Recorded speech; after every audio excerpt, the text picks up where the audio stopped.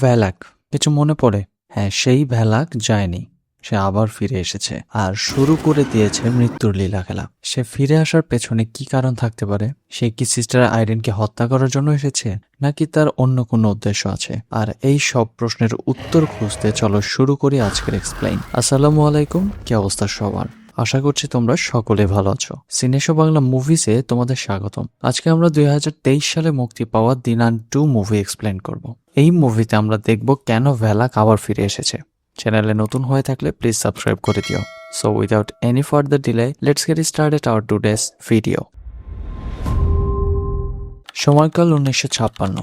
ফ্রান্সের টরেস্কনে এক চার্চে প্রেয়ার্স হচ্ছে।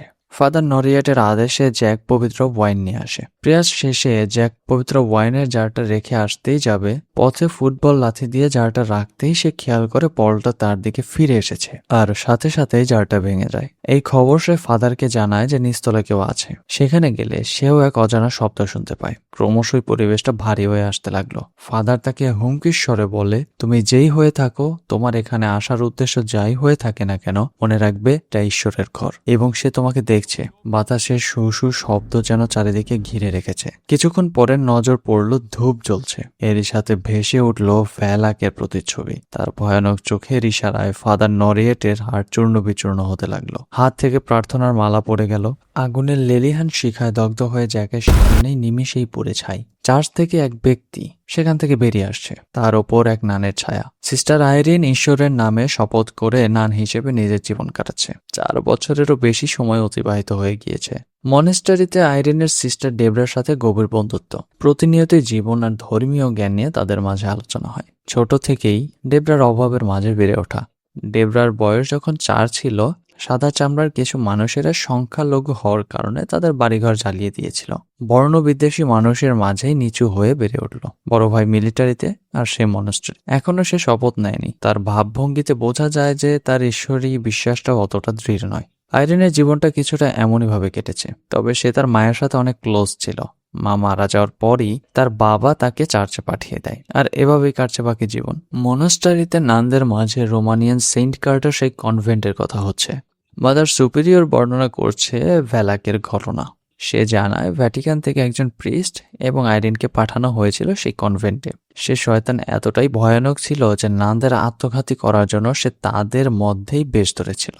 হোলি ব্লাড অফ খ্রিস্ট দিয়ে সাহসিকতার সাথে সেই নান তাকে পরাজিত করতে সক্ষম হয়েছিল। তাদের এই বীরত্বের সাথে জয় আর সাহসিকতার জন্য সেই প্রিস্টকে ভ্যাটিকানের বিশপ বানানো হয়। তবে ডেবরা সেই নানের কথা জানতে চাইলে মাদার সুপিরিয়র জানায় ওই ঘটনার পরে সেই নানের কোনো খোঁজ পাওয়া যায়নি। তবে গুজবে শোনা যায় সেই নান নাকি পাগল হয়ে গেছে, অথবা বিশপের আদেশে তাকে কোথাও লুকিয়ে রেখেছে। তবে সেই নান আর প্রিস্ট বরং আর কেউই নয়, সিস্টার আইরিন আর ফাদার বার্গ। কিন্তু আইরিন তার কথা এখানে ব্যক্তিগত কারণে গোপন রাখে। সেদিন মধ্যরাতে আইরিনের ঘুম ভাঙলে তার সামনে এক নানকে সে দেখতে পায়। সে বলে, সিস্টার, তোমার সাথে কেউ দেখা করতে এসেছে। কথা মতো নিচে গেলে সেখানে কেউই নেই। আলো ফ্লিকার হচ্ছে। মনে হলো পেছনে কেউ দাঁড়িয়ে। লক্ষ্য করে দেখে এ আর কেউই নয়, ফ্রান্সি। সে তাকে বলছে, সিস্টার, আমাকে বাঁচান। এরই সাথে সাথে এক বিকট চিৎকার, আর তার ঘুম ভাঙে। নাক থেকে রক্ত পড়ছে। মনে অজানা এক চিন্তা, এবং এই চিন্তার অবসান ঘটে পরদিন সকালে। ভ্যাটিকান থেকে বিশপ এসেছেন তার সাথে দেখা করতে। সে জানে এই কয়েকদিন অনেক কিছুই ঘটে গেছে। পাশে থাকা সহকারী বর্ণনা করছে সিলেস্টর হাংরির ছোট এক গ্রাম, যেখানে 90 বছরে একজন নান নিজেকে গুলি করে আত্মহত্যা করেছে। দ্বিতীয়ত, গ্রাস অস্ট্রিয়াতে এক প্রিস্ট ক্রিসমাসের সময় নিজের গলা কেটে আত্মহত্যা করেছে। তৃতীয়ত, এডিলো ইতালিতে নানের প্রশিক্ষণ নিতে আসা এক সিস্টার ফাঁসি দিয়ে আত্মহত্যা করেছে। এরই সাথে ফ্রান্সের টারেস্কানেতে এক গির্জায় ফাদার নরেটের হত্যাকাণ্ড, তাও আগুনে পড়ে। এই প্যাটার্ন নোটিস করলে বোঝা যায় ঘটনাগুলো ইউরোপের পশ্চিমে এগিয়ে আসছে। তবে সব ঘটনা শুরু হয় রোমানিয়া থেকে। আইরিন অস্বীকার করে যে এটা অসম্ভব, কিন্তু বিশপের অনুমান যে সেই ডিমন এখনো মরেনি, বরং কোনো মতে বেঁচে গেছে। আইরিন ফাদার বার্কের কথা বলে। বিশপ জানায় ফাদার বার্ক কলেরায় মারা গেছে।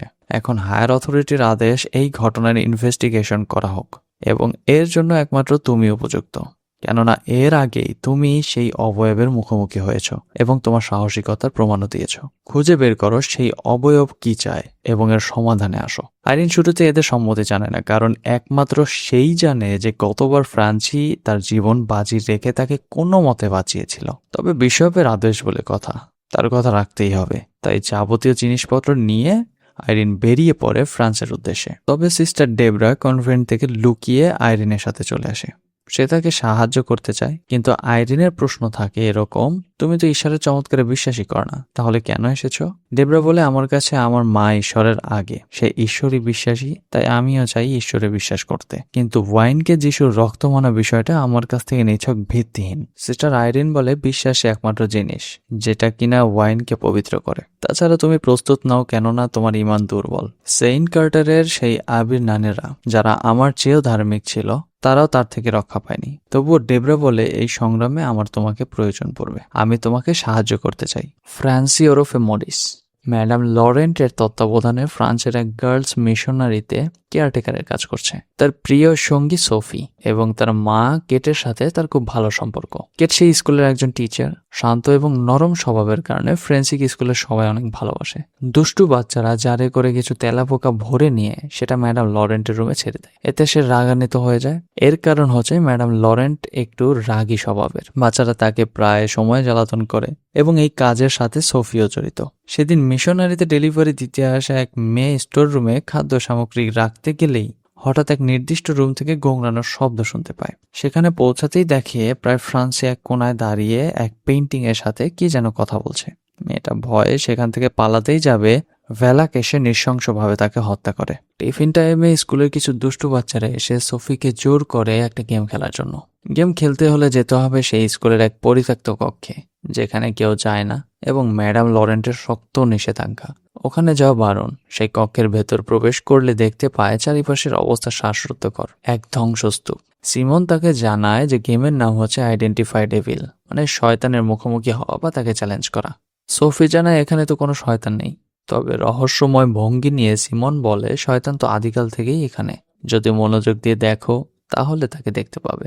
সোফিকে এক আয়নার সামনে দাঁড় করিয়ে দিয়ে বলে, শয়তান দেখতে পাবে যখন সূর্যের আলো এক নির্দিষ্ট অ্যাঙ্গেলে আয়নায় এসে পড়বে। লোকেরা বলে একবার যদি মনোযোগ হারিয়ে পেছনে কেউ দৃষ্টিপাত করে তখন শয়তানি ছাগলের বেশ ধরে তাকে মেরে ফেলে। এই বলে তাকে ভয় দেখিয়ে সেখান থেকে বাকি মেয়েরা চলে যায়। আস্তে আস্তে রুমে অন্ধকার আর নিস্তব্ধতা ঘনে এলো। সেই গটের চোখ লাল হয়ে আসলো। পেছনে ভ্যালাক দাঁড়িয়ে, মনে হলো কেউ ঘাড়ে নিঃশ্বাস ফেলছে। ভয়ে সেখান থেকে পালিয়ে আসতে গেলে তারা গেটটা টেনে ধরে রাখে। তখনই সে ভ্যালাককে দেখতে পায়, কিন্তু সঠিক মুহূর্তে ফ্রান্সি এসে সোফিকে বাঁচিয়ে নেয়। দুষ্টু মেয়েরা সোফিকে টিজ করে বলতে লাগলো, জানতাম তোর বয়ফ্রেন্ড এসে তোকে বাঁচিয়ে নেবে। ফ্রান্সি তাদেরকে ধমক দেওয়ায় তারা সেখান থেকে চলে যায়। সোফিকে এই ব্যাপারটা নিয়ে জিজ্ঞাসা করলে সে কিছু তাকে জানায় না। কেট এসে তাকে নিয়ে যায়। দীর্ঘযাত্রা শেষে আইরিন এবং সিস্টার ডেবরা ফ্রান্সে এসে পৌঁছায়। ইনভেস্টিগেশনের শুরু টেরেস্কান চার্চ থেকে। সেখানকার একজন সিস্টার জানায় এটা আর এখন চার্চ নয়, কারণ লোকেরা এই জায়গাটা উপাসনার জন্য উপযুক্ত মনে করে না। যেখানে ফাদার নরিয়েটের মৃত্যু হয়েছে সেই স্থানটা দেখতে গেলে সে বুঝতে পারে ফাদারের মৃত্যু সাধারণভাবে হয়নি, কারণ বাতাসে এখনো তার ছাই ভাসছে। এরই সাথে নজর যায় এক শয়তানের উপস্থিতিতে। তখন এক ছেলে এসে তাকে প্রার্থনার মালা বা রোজারি দিতে চাইল, তবে এটা ছিল তার এক ভিশন। এরপর তারা ফাদার নরিয়েটের রুম দেখতে চলে যায়। সেখানে ডেবরা এক অদ্ভুত পেন্টিং দেখতে পেলে তা আইরিনকে জিজ্ঞাসা করে। সে জানায় ফটোতে থাকা এই পবিত্র নারীর নাম হচ্ছে সেন্ট লুসি।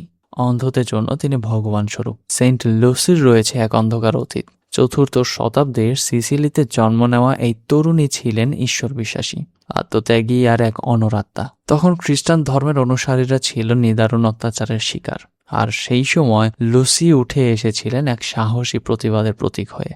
তার পরিবার চেয়েছিল তাকে এক ধনী রোমান যুবকের সাথে বিয়ে দিতে, কিন্তু লুসি চেয়েছিলেন ঈশ্বরের সেবায় নিজেকে উৎসর্গ করতে। বিয়ে প্রত্যাখ্যান করার পরেই তার জীবনে নেমে আসা অমানবিক অত্যাচার। শত্রুরা প্রথমে চেয়েছিল তাকে পতিতালয়ে পাঠাতে, কিন্তু শত চেষ্টা করেও তারা লুসিকে এক কদমও সরাতে পারেনি। তখন লোক বলে ঈশ্বর নিজ হাতে তার সতীত্ব ধরে রেখেছিলেন। শেষমেশ তাকে আগুনে পুড়িয়ে মারার চেষ্টা করা হয়, কিন্তু আগুনও যেন তাকে ছুঁতেই পারেনি। আর ঠিক সেই সময় তার দৃষ্টি কেড়ে নেওয়া হয়, তার চোখ উপড়ে নেওয়া হয়েছিল এবং সেই দিনের পর থেকেই তাকে আলোর প্রতীক বলা হয়। আইরিন সেখানকার সিস্টারের কাছে জানতে চায় সেদিন ঠিক কি হয়েছিল। সিস্টার তাকে জানায় সেই দুর্ঘটনার সময় জ্যাক নামে এক ছোট বাচ্চা ছিল যে নিজ চোখে ফাদারের মৃত্যু দেখেছে। তবে সে ভেবে আবারও বলে সেদিন আরও একজন লোক ছিল, চার্চেরই একজন হেল্পিং হ্যান্ড। লোকটা সেদিন রাতে চলে গেছে। সে ট্রাভেল করতে খুবই ভালোবাসতো, রোমানিয়া থেকে এসেছিল। তার নাম হলো ফ্র্যান্সি। আইরিন নামটা শুনেই অবাক হয়ে যায় এবং অতীতের কিছু কথা মনে পড়ে। তার স্পষ্ট মনে আছে রোমেয়া থেকে বিদায় নেয়ার সময় সে বলেছিল তার কাছে হাঙ্গরি যাওয়ার পর্যন্ত তার ভাড়া আছে, এরপর সে ফ্রান্সে ঢুকে যাবে। বিদায় নেওয়ার সময় তাকে থ্যাংক ইউ জানিয়ে একটা টমেটোর বীজ উপহার দিয়েছিল।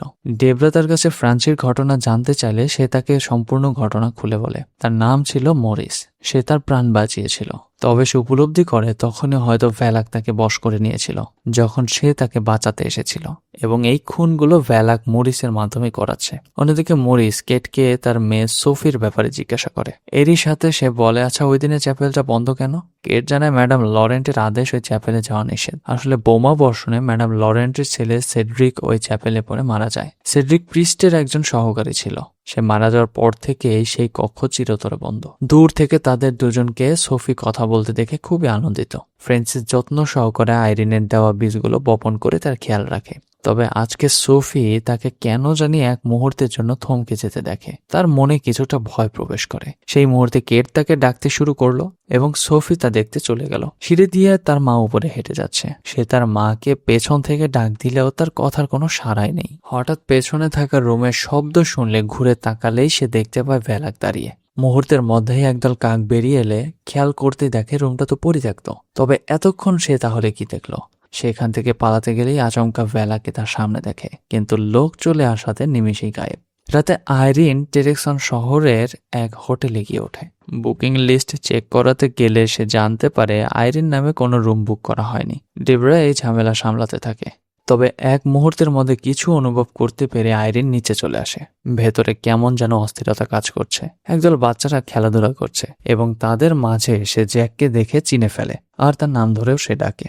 জ্যাক শুরুতে ভয় পেয়ে গেলে আইরিন তাকে শান্ত করে এবং তার পরিচয় দেয় এবং জানায়, আমাকে পাঠানো হয়েছে ফাদার নরিয়েটের ঘটনা তদন্ত করতে। তোমার কাছে কি কোনো রোজারি আছে? জ্যাক জানে যে হ্যাঁ, ওই রোজারিটা তো আমার কাছে আছে, ওটা ফাদার নরিয়েটের। এই বলে সে আবারও খেলতে চলে যায়। আইরিন তার পিছু করতে করতে পথ হারিয়ে ফেলে। এক নিউ স্ট্যান্ডের সামনে এসে থমকে দাঁড়ালো। প্রতিটা পৃষ্ঠা, প্রতিটা পাতা নিজে নিজেই উল্টাতে লাগলো। পরিবেশটা ক্রমশই ভারী হয়ে আসতে লাগলো। অজানা বাতাস যেন শীতল হাওয়া বইয়ে দিচ্ছে। মুহূর্তের মধ্যেই সব থমকে গিয়ে নিস্তব্ধতা। পেছনে ঘুরতেই ভ্যালাক তার গলা টিপে ধরে। এরই সাথে সে এক ভীষণ দেখতে পায়। গভীর জঙ্গলের মাঝে আগুন জ্বলছে। এক মেয়ে হাঁটু গেড়ে বসে আছে। এক লোক যার গায়ে জড়ানো ছিল একটি লাল ঢিলে ঢালা সন্ন্যাসী পোশাক। মুহূর্তের মধ্যে মেয়েটির চোখে ছুরি দিয়ে আঘাত করলো এবং তাকে অন্ধ করে দিল। সেই মেয়েটির হাতে এক বিশেষ কৌটা ছিল, তাতেই রয়েছে তার চোখ, এবং সেইটা ব্যবহার করতেই সে তার চোখ ফিরে পেল। ডেবরা এসে তাকে অচেতন অবস্থায় পড়ে থাকতে দেখে এবং তাকে নিয়ে হোটেলে চলে যায়। সেদিন রাতের প্রার্থনার শেষে স্কুলে ম্যাডাম লরেন্ট নিচ থেকে কিছু একটা শব্দ শুনতে পেয়ে তা চেক করতে চলে যায়। সেখানে মরিসকে দেখতে পায়। সে সেই চ্যাপেলের দরজার সামনে দাঁড়িয়ে মাথা ঠুকছে। মরিস মরিস বলে তাকে বারবার ডাকা সত্ত্বেও কোনো সাড়াই নেই। তবে সামনে গিয়ে ডাকলে তার হুঁশ ফিরে আসে। সে নিজেও জানে না সে এখানে কি করছে। ম্যাডাম লরেন্ট তার বিষয়টা কিছুটা আঁচ করতে পারে, তবে সে তাকে ঘরে গিয়ে রেস্ট করতে বলে। হঠাৎ কানের পাশেই কে যেন মা বলে ডাক দিল। এরই সাথে চ্যাপেলের দরজাটা কিছুটা খুলে যায়, কিন্তু দরজায় ছিল তালা লাগানো। সে চাবি দিয়ে তালা খুলে ভেতরে প্রবেশ করলো। পরক্ষণে সে কারো উপস্থিতি টের পায়। চলে যায় ভেতরের রুমে, সেইখানটাতে যেখানে সেই ছাগলের চিহ্ন রয়েছে। এক মুহূর্তের জন্য লরেন তার ছেলেকে দেখতে পায়, তবে তার সাথে সে খেলছে। এক পর্যায়ে সিড্রিক তার সামনে এসে দাঁড়ায় আর তার কাঁধে ভ্যালাকের হাত। ভ্যালাক সিড্রিকের রূপ ধরে তাকে আঘাত করতে করতে সেখানে মেরে ফেলে। পরদিন সকালে কেট চ্যাপেলের দরজা খোলা দেখতে পেয়ে ভেতরে ঢুকলে ম্যাডামের লাশ দেখতে পায়। এই ঘটনায় সোফি বুঝতে পারে এটা কার কাজ, কারণ ভ্যালাক তার উপস্থিতি তাকে জানানো দিয়েছে আগেই। মরিসের কাছে কেট জানায় যে সে সোফিকে অনেকক্ষণ যাবৎ খুঁজে পাচ্ছে না। মরিস তাকে ওয়াইন গোডাউনে গিয়ে খুঁজে পায়। সোফির সমস্যা কি তা জানতে চাইলে সে মরিসের কাছে কিছু শেয়ার করে না। অন্যদিকে আইরিনের ঘুম ভাঙলে ডেবরা তাকে গতকাল রাতে কি হয়েছে সে সম্পর্কে জিজ্ঞাসা করে। আইরিন জানায় অনেক খারাপ কিছু একটা হতে চলেছে। সে শয়তান অনেক বড় একটা কিছু চায়। সে চায় এক অ্যানসিয়েস্ট রেলিক, আর সেটা হাসিল করার জন্য সে মরিসকে এক মাধ্যম বানিয়েছে। তাকে এখান থেকে নিয়ে ওখানে যাচ্ছে। তাকে বাঁচিয়ে রেখেছে এই অবধি শুধুমাত্র তার প্রয়োজনে। একবার তার প্রয়োজন শেষ হলেই সে মরিসকেও মেরে ফেলবে। ডেবরা তখন জানায় যখন সে অজ্ঞান ছিল তখন জ্যাক এসেছিল এবং তাকে এটা দিয়ে গিয়েছিল। আইরিন দেখতে পায় এটা সেই রোজারি যেটা ফাদার নরিয়েটের কাছে ছিল। রোজারির ভিতরে এক সিম্বল দেখতে পেলে সে মনে করতে থাকে এটা এর আগেও কোথায় যেন দেখেছিল। ডেবরা তাকে সেই ভিকটিমদের ফটো দেখালে বুঝতে পারে এরকম রোজারি শুধু ফাদার নরিয়েটের কাছে নয়, বরং যারা যারা মারা গেছে তাদের সবার কাছে এই একই রকম রোজারি কেন? হয়তোবা এটাই তাদেরকে আসল গন্তব্যে নিয়ে যাবে। তবে এই সিম্বলের আসল মানে সে কিভাবে খুঁজে বের করবে? আইরিন জানায় ক্যাথলিক আর্কাইভে তার একজন ফ্রেন্ড আছে, তাই দেরি না করে সে চলে যায় ক্যাথলিক আর্কাইভে। সেখানে ফাদার দান্তের কাছে সেই রোজারি দেখালে সে জানায় এটা পারিবারিক চিহ্ন। আইরিন জানতে চায় এটা কোন পরিবারের। অবাক করে দিয়ে বলে এটা সাইরেকিউ সেন্ট লুসির পরিবারের একটা চিহ্ন। যারা যারা মারা গেছে তারা প্রত্যেকেই হয়তো সেন্ট লুসির বংশধর। এটা বলতেই আইরিন বুঝে যায় যে ভ্যালাক কি খুঁজছে। ফাদার দান্তে জানায় প্যাগান্সদের দ্বারা যখন তাকে হত্যা করা হয় তার পরিবার ইউরোপের বিভিন্ন জায়গায় ছড়িয়ে পড়ে এবং তারা একটা প্রাচীন রিলিক যুগ যুগ ধরে রক্ষা করে আসছে। তা হচ্ছে সেন্ট লুসির চোখ। তবে ডেবরার প্রশ্ন, সে সেই চোখের সন্ধানই বা কেন করছে? তার উদ্দেশ্যটা কি? দান্তে জানায় আমি এটা বলতে পারবো না, তবে আমার দিক দিয়ে বিবেচনা করলে যতটুক জানি যেই শয়তানের কথা আমরা বলছি সে কোনো এক সময় ফেরেশতা ছিল। ঈশ্বর তাকে পদযুক্ত করে তার থেকে ঐশ্বর প্রদত্ত শক্তি ফিরিয়ে নিয়েছিল, তাই সে সেন্ট লুসির চোখ চাইছে। শয়তান অনন্তকালের জন্য পৃথিবীতে বিচরণ করে। যুগ যুগ ধরেই সেই শয়তান সেন্ট লুসির বংশধরদের হত্যা করে আসছে এবং খুঁজে বেড়াচ্ছে সেই ঐশ্বরীয় চোখ, যেটার মাধ্যমে সে হয়তো তার সেই অ্যাঞ্জেলিক এনার্জি ফিরে পেতে সক্ষম হবে। আইরিনকে উদ্দেশ্য করে বলে ভুলেও এটা ওই শয়তানের হাতে দেয়া যাবে না। যেভাবে তুমি কার্টুজো টেমপ্লেটে পবিত্র Relic Holi of blood Christ ব্যবহার করেছিলে, ঠিক এবার তুমি সেন্ট লুসির আইসটাও ব্যবহার করবে এবং তাকে চিরতরে নরকে পাঠিয়ে দিবে। তবে আইরিন জানে না সেই চোখ কোথায় পাবে। ফাদার দান্তে তাকে জানায় যতটুকু শুনেছি এই রিলিক সর্বশেষ এক ফাদারের কাছে এসে পৌঁছায় যার নাম জিন পল রেডার। সে ভ্যাটিকানে চিঠি লিখেছিল যে সে সেই রিলিক একটা মনস্টারিতে রেখেছে যার নাম সেন্ট ম্যারিস অ্যাক্সেন্ট প্রভিন্স। এখান থেকে প্রায় 1 ঘন্টার পথ। তবে এই মনেস্টারিটা একটা ওয়াইনারি কোম্পানির কাছে বিক্রি করা হয়েছিল। বর্তমানে তা এখন একটা মেয়েদের বোর্ডিং স্কুল। আইরিন বেশি দেরি না করে রাতারাতি রওনা হয় সেই বোর্ডিং স্কুলের উদ্দেশ্যে। সে ভাবছে ফাদার দান্তের বলা কিছু কথা। সিস্টার আইরিন, আপনি পিছিয়ে যাবেন না। জানি না সে চোখের দ্বারা কি করবে বা কি হবে, তবে ভয়ানক কিছুই হবে। আপনাকে দুর্বল করতে সে সেই রোগটাই ধারণ করবে যেটাই আপনি সবচেয়ে বেশি বিশ্বস্ত, তাই সতর্ক থাকবেন। আইরিন পথে সিস্টার ডেবরার কাছে অতীতের কিছু কথা জানায় যা তার কাছে গোপন রেখেছিল। বিষয়টা তার মাকে নিয়ে। সে জানায় আমার মা খুবই ধার্মিক একজন মানুষ ছিল। সে বলতো ঈশ্বর তার সাথে কথা বলতো, তাকে অনেক কিছু দেখাতো, ভিশন ক্রিয়েট করতো, যেমনটা আমিও দেখি। আমার বাবা তার কথায় বিশ্বাস করতো না এবং বলতো সে পাগল হয়ে গিয়েছে আর তার এসব আচরণ ভণ্ডামি ছাড়া আর কিছুই না। এরপর একদিন বাবা তাকে এক ডক্টরের কাছে যোগাযোগ করলে তারা এসে তাকে নিয়ে যায় এবং সেদিনের পর থেকে আমার মায়ের সাথে আর কোনোদিন আমার যোগাযোগ হয়নি। অন্যদিকে মরিস রাতে সোফি এবং কেটের জন্য রান্না করে একসাথে কিছু সুন্দর মুহূর্ত কাটাচ্ছে। বেশ কিছুক্ষণ পরে তার শরীরটা কিছুটা খারাপ হয়ে আসে। কেট লক্ষ্য করতে পারে তার ঘাড়ে উল্টো ক্রসের চিহ্ন। ডেমন ভ্যালাক সোফির পিছনে দাঁড়িয়ে আছে। মরিস এই দ্বিতীয়বারের মতো আবারও ভ্যালাককে দেখতে পায়। সোফি চিৎকার করে উঠলে তাদের নিয়ে সেখান থেকে পালাতে গেলে ইতিমধ্যে সিস্টার আইরিন আর ডেবরা তাদের সামনে এসে হাজির হয়। মরিস তাকে বলতে লাগলো, সিস্টার আপনি এখানে? ওই শয়তান আবারও ফিরে এসেছে। কেট আর সোফি, ইনি আমাদের এখন সাহায্য করবে, তোমরা চিন্তা করো না, চলো এখান থেকে। কিন্তু আইরিন তাকে চিৎকার করে তাদের থেকে দূরে সরতে বলে এবং ফ্রান্সিকে জানায় ভ্যালাক তোমার মধ্যেই আছে। যখন তুমি আমাকে বাঁচাতে এসেছিলে তখন সে তোমাকে বশ করে নিয়েছে। এখন পর্যন্ত সে তোমার ভেতরেই আছে। তবে মরিস তা মানতে চায় না। হঠাৎ তার ভেতরে অস্বাভাবিক এক পরিবর্তন আসতে লাগলো। এরই সাথে মরিসের ভেতরে থাকা ভ্যালাক তাকে বলে উঠল, হ্যালো সিস্টার আইরিন। এই বলে সে চ্যাপেলের উদ্দেশ্যে রওনা হয়। আইরিন আর ডেবরা তাকে কোনোভাবেই থামাতে পারছে না। আইরিন তাকে ঈশ্বরের নামে তার শরীর থেকে বেরিয়ে যেতে বললে সে কিছুটা দুর্বল হয়ে পড়ে। ডেবরা তার মাথায় আঘাত করলে মরিস সেখানে অজ্ঞান হয়ে যায়। তাকে মোটা দড়ি দিয়ে শেকল দিয়ে বেঁধে কেটের সাথে কথা বলে। তাদের জানায় যে মরিস একটু অসুস্থ, তবে সে কেন ওই দিকটা যাচ্ছিল। কেট বলে ওখানে চ্যাপেলে যাওয়ার রাস্তা। তাদেরকে সেখানে নিয়ে গেলে কেট বলে আপনারা কি করছেন। আইরিন জানায় প্রাচীন এক রেলিক যেটা জিন পল রেডার এখানে লুকিয়ে রেখেছেন। সোফি মনোযোগ দিয়ে তাকিয়ে আছে সেই গড সিম্বলের দিকে। আইরিন তাকে জিজ্ঞেস করলে জানায় এই ছাগল হচ্ছে এক শয়তান। আইরিন কিছু বুঝে উঠতে না পারলেও সে জানায় এখানে একটা কথা প্রচলিত আছে যেটাকে আমরা গেম হিসেবে মেনে থাকি। বলা হয় সূর্যের আলো যখন এই গটের উপরে পড়ে তখন তার চোখ লাল হয়ে যায়। এ এক শয়তান। আইরিন ডেবরাকে পাঠায় বাইরে টর্চে আলো দিতে।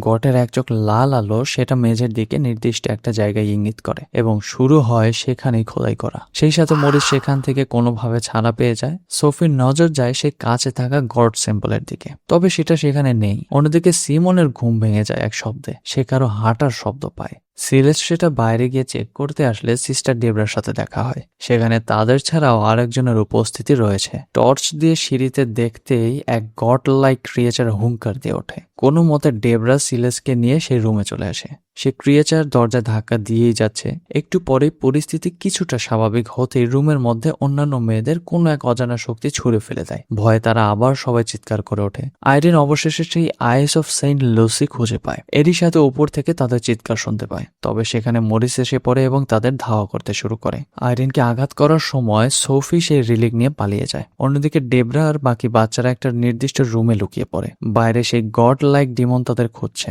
লুকানোর জন্য সিমন ছোট্ট ভেন্টিলেটরের মাধ্যমে ম্যাডাম লরেন্টের রুমে প্রবেশ করতে চায়। প্রবেশ করে সে দেখতে পায় লরেন্ট সামনে দাঁড়িয়ে। ভয়ে সে চলে আসলে লরেন্টের হাতে টেনে ধরে। কোনো মতে সেখান থেকে তারা বাঁচতে সক্ষম হয়। অন্যদিকে সোফি চার্চ টাওয়ারে লুকিয়ে পড়ে। তবে সেখানে তাকে খুঁজতে খুঁজতে মরিস চলে আসে। মরিস তাকে ধরে ফেলতেই সোফির চিৎকারে সে রেলিক জ্বলে ওঠে। ফলে সেই জায়গায় শুরু হয় কম্পন। টাওয়ারটা ভেঙে গেলে কোনো মতে এক কাঠ ধরে বেঁচে যায় সোফি। তবু মরিস তাকে ধাওয়া করে, কিন্তু সে নিচে পড়ে যায়। সিস্টার ডেবরা বাচ্চাদের বাঁচিয়ে নিচে চলে আসে এবং চলে যায় আইরিনের কাছে। আইরিন সেন্ট লুসির সেই রেলিক তার কাছে নিয়ে নেয়। তবে ততক্ষণে মরিস চলে আসে। সেই রেলিক মরিসের বিরুদ্ধে ব্যবহার করলে মরিস তাকে বলে আমি মরে যাব, এমনটা করব না। আইরিন তার না চাইতেও তার উপরে এক্সোরসিজম চালিয়ে যায়। ফলে এক পর্যায়ে মরিসের চোখ মুখ দিয়ে রক্ত বেরিয়ে সে মারা যায়। আইরিনের মনে পড়ে সেই সব পুরনো দিনের কথা। সোফিও কান্নায় ভেঙে পড়ে। তবে যখন আইরিন তার সামনে গিয়ে পৌঁছায় তখন দেখে সে মারা যায়নি, বরং এইসব ছিল একটা অভিনয়। তার কাছ থেকে অবশেষে সে অ্যানসিয়েন্ট রিলিক ছিনিয়ে নেয় এবং পেয়ে যায় হলে আইস অফ সেন্ট লুসি। চারপাশের পরিবেশ এক অজানা অস্তিত্বের ভারে নুয়ে পড়ে। ভ্যালাক প্রথমবারের মতো মরিসের দেহ ছেড়ে নিজের সম্পূর্ণ শরীরে, পূর্ণাঙ্গ শরীরে পৃথিবীতে আবির্ভাব হয়। অন্যদিকে বাচ্চাদের নিয়ে কেট সেই গডলাইক ডিমনের থেকে বাঁচতে সেই চ্যাপেলে গিয়ে আস্তানা নেয়। ভ্যালাক শেকল দিয়ে সিস্টার ডেবরার গলা চেপে ধরে। আইরিনের কোনো প্রার্থনায় কাজ করছে না। সোফি পালাতে গেলে সেখানে দুই দিকে দুইজন নানের মতো দেখতে অবয়ব তাকে ধাওয়া করে। এরই সাথে মরিস তার উপর চড়া হয়। কেট সহ বাকি মেয়েরা সেই ডিমন থেকে বাঁচতে গেট লাগিয়ে দেয়, কিন্তু কিছুতেই তার শক্তির সাথে পেরে উঠছে না। এক পর্যায়ে সেই অবয়ব শিং দিয়ে সিমনকে আঘাত করে ফেলে। ভ্যালাক এইবার আইরিনকে শূন্যে ভাসাতে লাগলো। তার চোখে মুখে পৈশাচিক আনন্দ। সিস্টার আইরিন আগুনে পুড়ে যেতে লাগলো। আইরিন প্রাণপণে চিৎকার করেই যাচ্ছে। এই যেন কোনো এক ঘটনার পুনরাবৃত্তি হচ্ছে। সে এক ভীষণ দেখতে পায়। সে শুনতে পায় তার মায়ের কণ্ঠ, আমি সবসময় তোমার সাথে থাকব, আমার দিকে দেখো। সে ভিশনে তিনজনকে দেখতে পায়। সেন্ট লুসি, তার মা, এরই সাথে ভবিষ্যতের লরেন ওয়ারেনকে দেখতে পায়। এবং এখানেই রিভিল হয় সিস্টার আইরিন, তার মা এবং লরেন ওয়ারেন আর কেউই নয়, তারাই সেন্ট লুসির প্রকৃত বংশধর। সেই সাথে সেন্ট লুসির মতো তার শরীরে দেওয়া আগুন নিভে যায়। ডেবরা কোনো মতে ছাড়া পেয়ে তাকে বাঁচাতে আসলে ভ্যালাক রাগান্বিত হয়ে যায়। ডেবরা বিশ্বাস করে এই আগুন নিভে যাওয়া বিষয়টা ঈশ্বরের পক্ষ থেকে সাহায্য, এবং এই ঘটনায় তার ঈশ্বরের প্রতি আস্থা ফিরে আসে। সোফি সেখানে চলে আসলে ভ্যালাক কাঁটা দিয়ে তার পথটা আটকায়। তাকে বাঁচাতে গেলে মরিস চলে আসে। সোফিকে মারার চেষ্টা করে, কিন্তু কিছু মুহূর্তের জন্য তার ভেতরে মনুষ্যত্ব জেগে ওঠে। আইরিন ডেবরাকে ঈশ্বরের চমৎকার বিশ্বাস করতে বলে এবং বলে তুমি দৃঢ়ভাবে এটা বিশ্বাস করো যে এই পবিত্র ওয়াইনই ঈসা মসিহের রক্ত, এবং প্রার্থনা করো আমার সাথে। তারা দুজন মিলে প্রার্থনা করতে চারপাশের ওয়াইন ভ্যালাকের শরীরে লেগে যায় এবং সেখানে এসে আগুনে পুড়ে ভ্যালাক মারা যায়। মরিস এতে ছটফট করতে লাগলো। পর্যায়ে ভ্যালাক চলে গেলে মরিস সুস্থ হয়ে ওঠে। সিস্টার আইরিন পরদিন তাকে নিয়ে যায় সেই বাগানে যেখানে আইরিনের দেওয়া বীজ সে রোপণ করেছিল। সোফি তাকে সুস্থ দেখে জড়িয়ে ধরে এবং সে অনেক খুশি হয়। সোফির কাছে সে বাবার সমতুল্য। তবে সেখান থেকে যাওয়ার আগে সিস্টার আইরিন তাকে দেখে কিছুটা সংকুচিত হয়ে পড়ে। যেমনটি ইঙ্গিত দিচ্ছে যে ভ্যালাক এখনো মরিসের ভেতরেই আছে। এই ঘটনার 21 বছর পর ফাদার গর্ডন ওয়ারেন দম্পতিকে কল করে এবং জানায় কিছু সাহায্যের প্রয়োজন, এবং এরপরেই প্রথমবারের মতো ওয়ারেন দম্পতির সাক্ষাৎ পায় ভ্যালাকের। আচ্ছা, তাছাড়া মুভিতে সেই গডলাইক ক্রিয়েচারের রহস্য কি? মুভির শুরু থেকে শেষ পর্যন্ত যেই গড সিম্বল বারবার দেখানো হয়েছে সেটা একটা এনসিয়েন্ট অকার্ট চিহ্ন, এবং বলা চলে গড ফিগার স্যাটার্নকে বোঝায়, যাকে সারা বিশ্ব ব্যাপক আকারে দেখে। পরিচালক এই ডিমনকে নিয়ে কোথাও কিছুই বলেনি, তবে চ্যাটজিপিটির মতে এই গড সিম্বলিজমের পিছনে একটা বাংলা প্রবাদ আছে যে বনের বাঘে খায় না, মনের বাঘে খায়। স্কুলের এই চ্যাপেলের বোমাবর্ষণের পর থেকে এই কক্ষ বন্ধ। নিষিদ্ধ জায়গা নিয়ে লোকদের মাঝে এমনিতেই গুজব শোনা যায়, এবং সেই গুজবে উঠে আসে এই গড নিয়ে কিছু তথ্য। লোকে তা বিশ্বাস করতে শুরু করলে মনে ভয় বাঁধতে শুরু করে। এতে রিলিজ হয় কার্স স্পিরিচুয়াল এনার্জি, এবং সেখান থেকে জন্ম এই অপশক্তির, যাকে ভ্যালাক কন্ট্রোল করছিল তাদের ভয়কে পুঁজি করে। তো এই ছিল আমি নিজেও না বোঝা চ্যাটজিপিটির উদ্ভট থিওরি। যাই হোক, এখানেই শেষ হয় আমাদের এই মুভি। তো এই ভিডিওতে যদি তোমরা 100 লাইক কমপ্লিট করো তাহলে আমরা সামনের সপ্তাহে নিয়ে আসবো কনজিউরিং ইউনিভার্সের অ্যানাবেলের আরেকটি মুভি। আর এই মুভি কেমন লাগলো একটু কমেন্ট করে জানাও। যাই হোক, ভিডিওটি ভালো লাগলে একটি লাইক, কমেন্ট এবং শেয়ার করতে ভুলো না। এরকম আরো ভিডিও দেখতে চাইলে চ্যানেলটি সাবস্ক্রাইব করে পাশে থাকা বেল আইকনটি অল করে দাও, যেন আমরা ভিডিও আপলোড করলে তোমাদের কাছে পৌঁছে যায়। তো দেখা হচ্ছে নেক্সট কোনো ভিডিওতে। ততক্ষণ ভালো থেকো, সাবধানে থেকো, আলবিদা।